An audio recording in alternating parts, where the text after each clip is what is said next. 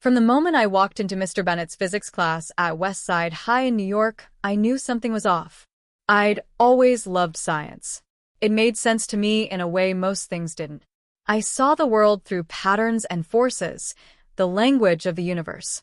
But Mr. Bennett didn't see me. Not really. Or if he did, it was through a cracked lens of assumption and impatience. I've got dyslexia. It doesn't mean I'm slow, just wired differently. I have to work harder than most to keep up with complex text or fast instructions. But I've never let it hold me back. I'd built my GPA up to 3.9, I was in all the top classes, and I had my heart set on the Massachusetts Institute of Technology. MIT. The dream. That day, I'd simply asked if he could leave the equations on the board a little longer so I could copy them down properly. I was already working double speed just to track what was going on.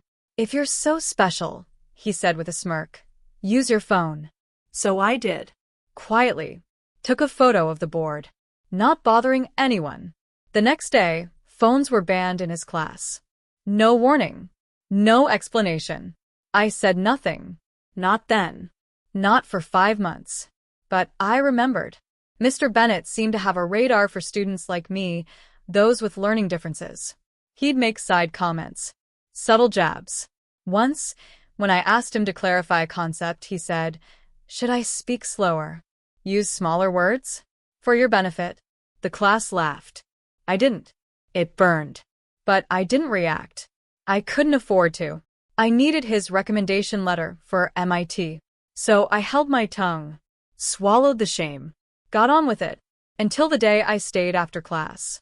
My voice trembled, but I told him the truth. That he was violating school policy. That my dyslexia didn't mean I was stupid. That I deserved the same shot as anyone else. He didn't say a word. Just crossed his arms and stared at me like I was a waste of time. I left the room shaken, heart pounding. I thought I might have made things worse. I had. A week later, during revision for midterms, I raised my hand, asked a question. Mr. Bennett turned to the class and said, "Okay, everyone, let's use smaller words and talk slower for Oliver's benefit."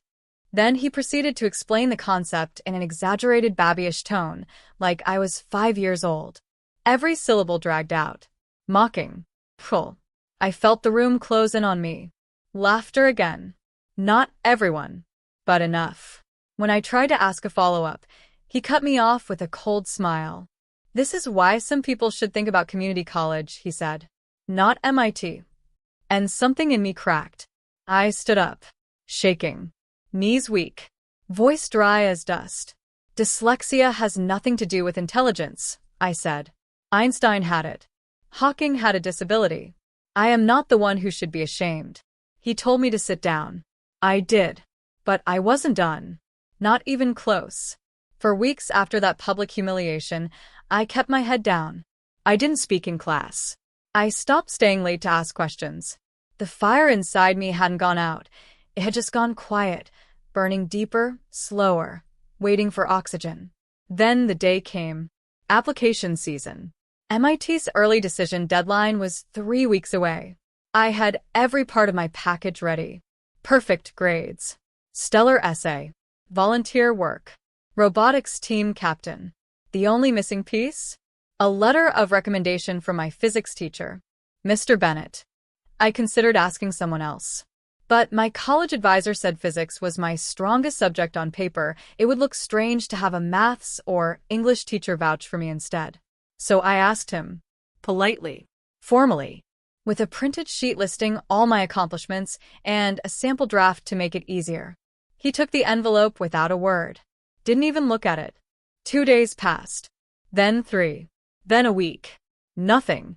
When I finally worked up the nerve to ask, he looked at me as though I were interrupting something far more important. "I don't think I can write you the kind of letter MIT would expect," he said flatly. "I think it's best if you ask someone who truly believes in your potential." And there it was. The door slammed shut. Not with a bang. Just a quiet, casual rejection. A sentence that cost me a future. I walked home that day in the cold November wind. Something inside me splintered. He hadn't just denied me a letter. He had denied me a dream. My mom found me sitting in the kitchen, staring at the same page of my MIT essay for the third hour in a row. She didn't ask what was wrong. She just put a hand on my shoulder and said, "Whatever he's taken from you, you can get back. Maybe not the way you thought, but somehow." I didn't reply, but that night, something shifted. I sat down and wrote a letter. Not to MIT, not to Mr. Bennett, to myself. I poured every ounce of anger, heartbreak, and determination into that page. You are not what he says you are. You will not let this stop you. You are not broken. You are building. I folded it, tucked it into my desk drawer. Then I made a list. Not of universities. Of plans. Ways forward. Around. Through. And maybe one day back at him. But that part one didn't write down. I thought I was finally on the rise. But shadows tend to grow the higher you climb. It started with whispers. In the hallways, in the cafeteria. Nothing direct. Just glances. Snide chuckles. The kind that slip through walls and lodge in your chest. Then came the poster. 2 weeks before the Innovators Challenge submission deadline, someone put up a flyer outside the tech lab. It showed a picture of me, clearly taken without my knowledge, head down, covered in wires, face smeared with oil. Underneath, one word, in bold block letters. Tinker Boy. At first I laughed. Then I found out it was all over school. Printed. Shared. Even turned into a sticker on someone's locker. People started calling me that in the halls. Not in a friendly way. I kept working. But something began to splinter inside me. Every time I adjusted a circuit, I heard the laughter. Every time I coded a new line, I wondered who'd be mocking me next. The same people who used to bring me broken devices now avoided my eyes. That night, I didn't work. I just sat in the garage, staring at my half-finished prototype. It was supposed to be a low-cost neural interface for motor skills rehabilitation, something small, something that mattered. But all I could see was that poster. Mom knocked, stepped in, and saw the silence before she saw me. What happened? I didn't answer. She sat beside me, looked at the wires, then at me.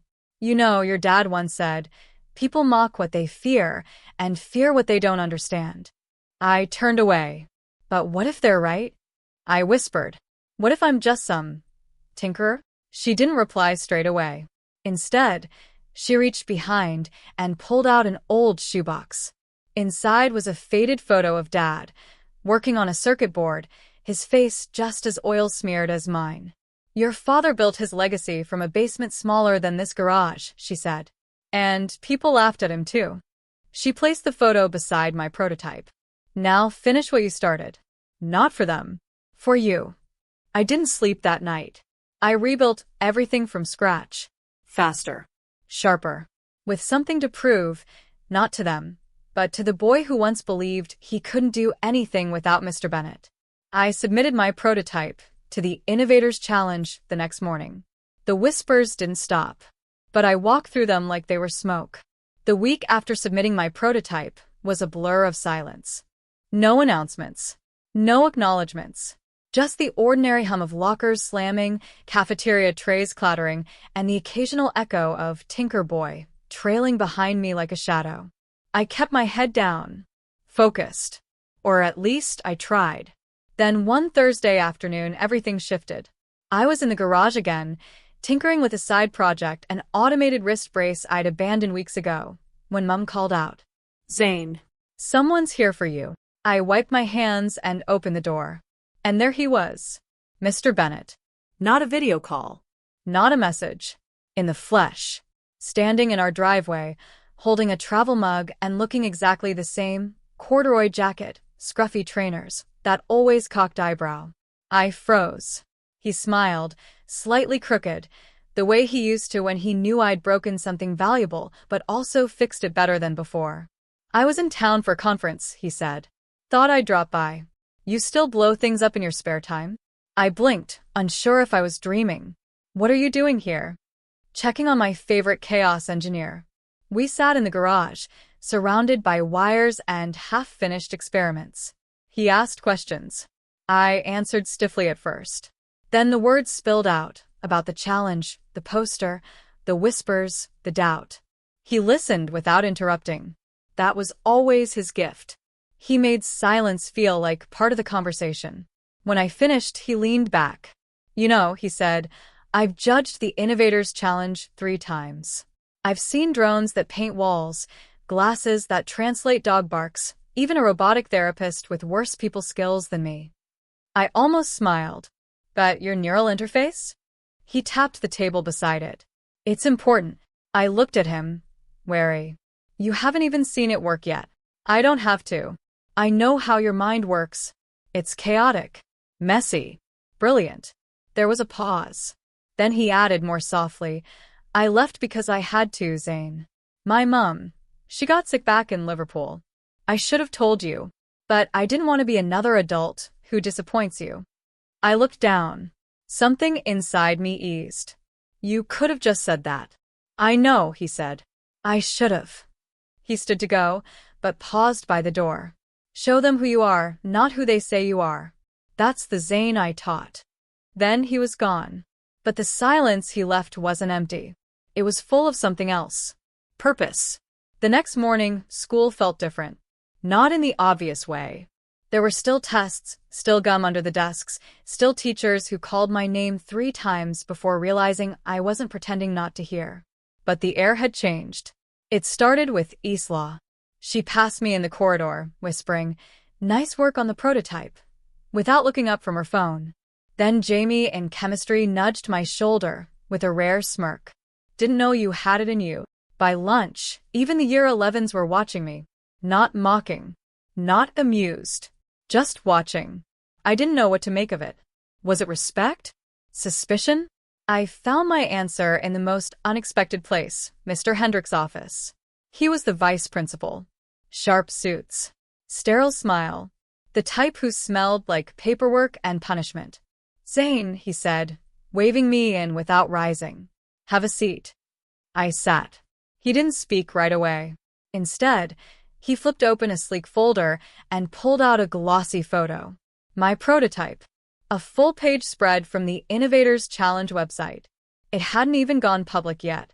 How did you get that? I asked. He ignored the question. You've made quite a name for yourself, he said, voice smooth as polished wood. Not everyone is pleased. I blinked. Is this about the tech? It's about boundaries, Zane. About knowing which doors to knock on, and which ones are sealed for a reason. He leaned forward slightly. There are people watching you now.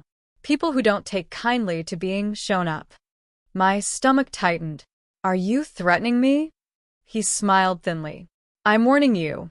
As an educator. As someone who's seen bright sparks burn out fast. I stood. My voice felt steadier than I expected. I didn't build this to show anyone up.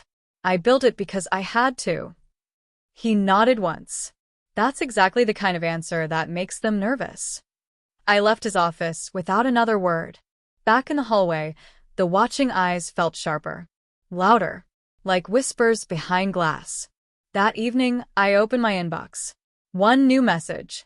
From unknown sender at protonmail.com. Subject. They're coming for your design. Be ready. No name. No signature. Just a link. I hesitated. Then I clicked. The screen flickered. A moment of black. Then a surge of white text on a charcoal background. Lines of code streamed down, faster than I could read. Then it stopped. A single phrase blinked on the screen. They're inside already. My heart kicked against my ribs. What did that even mean? I glanced at the corner of my laptop screen. The Wi-Fi was active, the webcam's tiny green light off. Still, I grabbed a sticker and slapped it over the lens. Paranoia? Maybe. But if someone could reach into my inbox like that, who knew what else they could reach? Another message popped up on the screen. Meet me. Tonight. Central Park. The Obelisk. Midnight.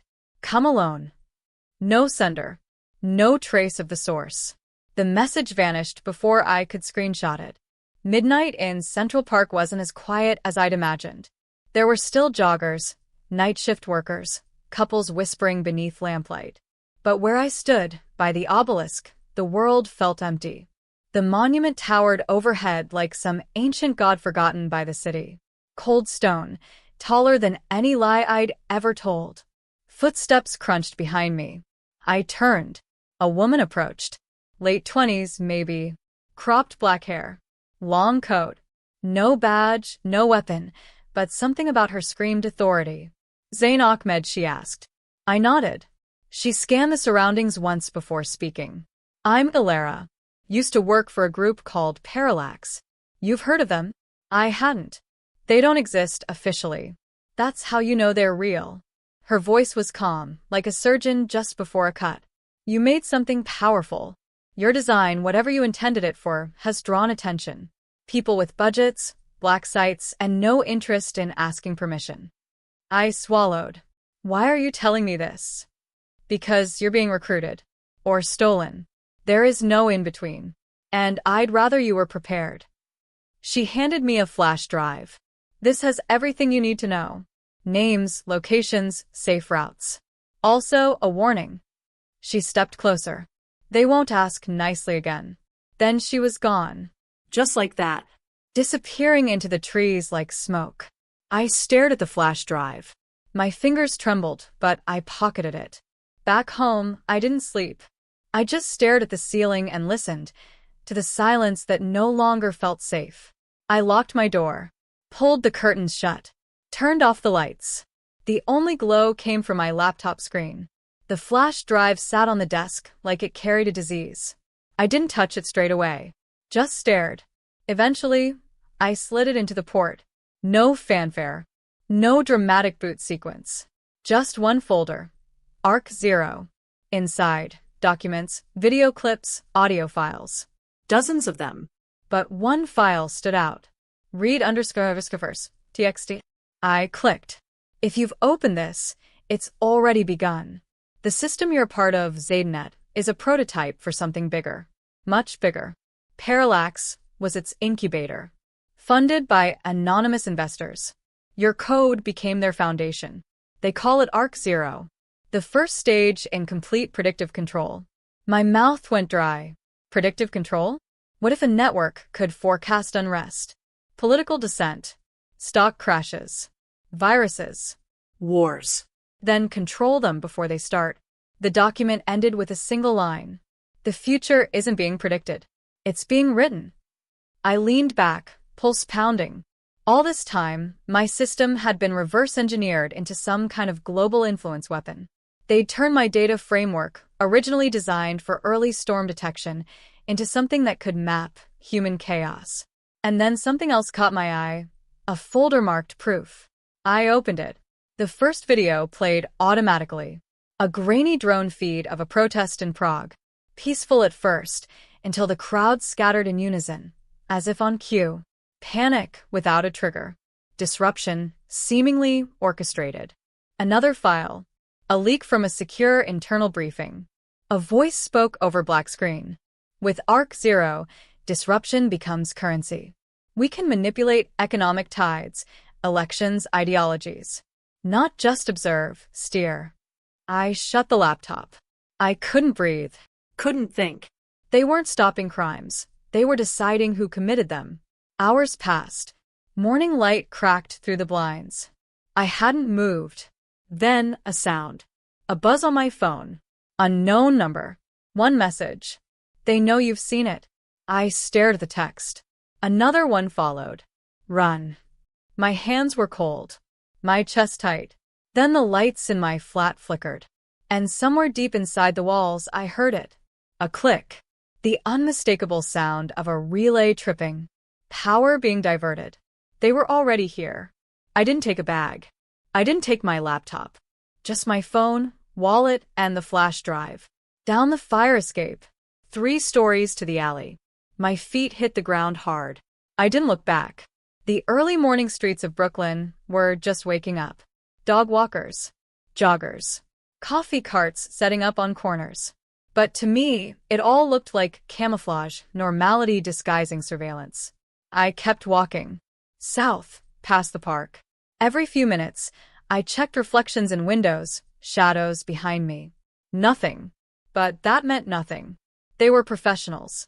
I headed for the subway, but turned away at the last second. Cameras. too predictable. Instead, I ducked into a taxi outside a hotel. Where to? The driver asked. I hesitated. Grand Central. It was a decoy. I had no intention of going there. I just needed to get away from my building from that zone. Whoever texted me, they'd bought me minutes, not safety. In the cab, I tried to think. I had the proof. But what did that mean? Who would believe me? If this thing reached that high, governments, tech firms, private defense, then exposure could make me a target from all directions. My phone buzzed again. A new message. Same unknown number. Go to 14th and Hudson. Rooftop bar. Noon. I frowned. Noon was in 2 hours. I looked up at the driver. Actually, change of plans. Take me to the meatpacking district. He grunted, changed lanes. I sat back and tried to breathe. Tried to think of who could be helping me. What was waiting at that rooftop bar? By 11:30, I was across the street, watching from behind tinted windows of a cafe. I hadn't eaten, but I sipped a bitter espresso like it was a shield. Then movement. A woman stepped onto the rooftop. Slim, mid-30s, sharp blazer, dark sunglasses. She didn't look around, just waited. 12 o'clock. I crossed the street, entered the building, took the lift to the rooftop. She was still there. You made it, she said without turning. Who are you? I'm the one who pulled your system from Zetanet before they wiped it. You were smart to save that flash drive. I stared. Why help me? Because I used to work for them. I built the testing environment for ARC-0. But then they started expanding, military contracts, media manipulation. They stopped caring about ethics. She turned to face me. You built something powerful, and they're going to use it to rewrite reality. My throat tightened. So what now? She held out a new phone. You go dark. Disappear. But not forever. There's a safe house in Vermont. You'll be off-grid, but we'll keep in touch. And the flash drive? Keep it hidden. Somewhere even you won't find it easily. I took the phone.